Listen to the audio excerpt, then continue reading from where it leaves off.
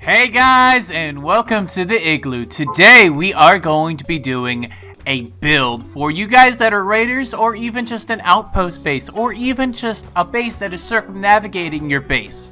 This is a very general purpose, all around build saturation, especially if you are building on a server with a ruin system.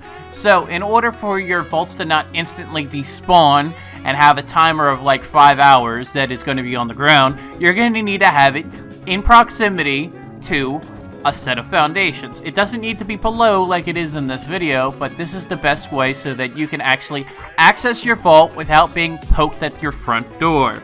One of the bigger advantages when you have a vault is that you can store a mass amount of stuff, and it takes anywhere from 80 to 100 bombs to blow up.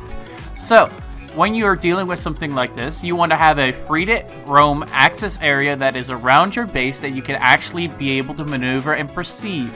So you go inside, and then you pretty much lollipop the vault that's right below, and you get everything else done. Now in this trick, I just pretty much built a 4x4, and then I used fence foundations to put it all the way up.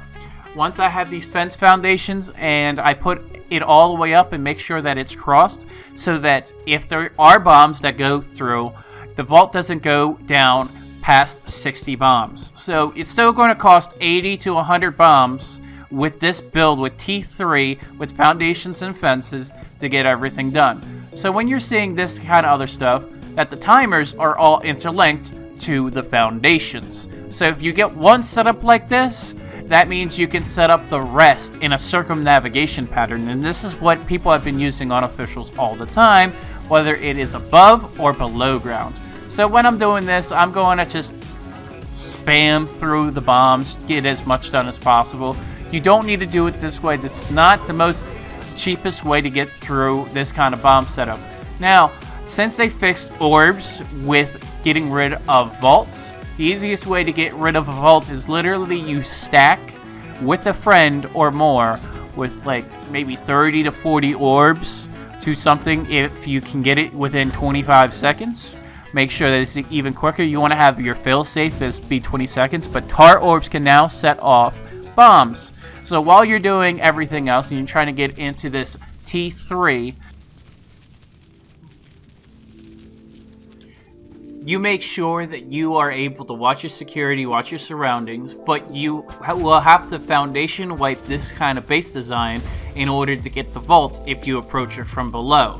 You got to make sure that you have to be very wary and perceive your surroundings, especially if you're going to drop people from the foundation and make them fall. One of the bigger advantages with the fence foundation setup is so that it can actually maintain your authority when it comes to it. Maintaining your authority, your dominance, is one thing. Also, the other advantage of having multiple vaults drop down is that you can literally put all your stuff that was in that vault that they are being raided on, and you put everything to another vault that is at full HP or close to full HP so that they can do that. Or you can put one that's underneath the water that has a similar design, and you can just log out and log in underneath the water and have unlimited breathing.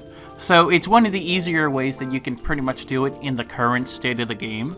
So if you vault spam, it is a lot easier on officials. There are servers like mine that limit the amount of vaults that are on the world.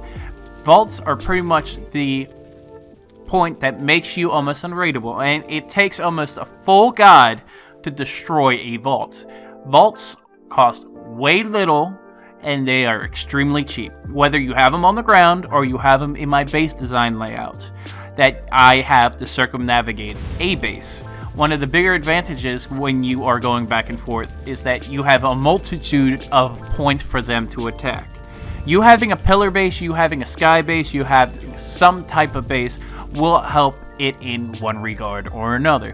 But because orbs can work properly for actually just any vault, I mean, you use it to your own advantage or disadvantage, whether you want to have a bunch of dummy vaults around your base.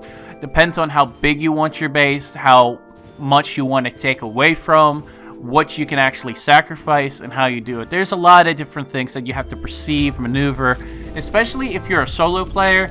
Like, this is going to be extremely hard for you, but if you're able to get a vault or two underneath the water as a solo player, do it, because that's going to be your saving grace, as well as hidden rooms that have your loot, that are not only put up by one wall, but a one wall and foundation, so they can't Anzel click through your actual setup to peer through your wall.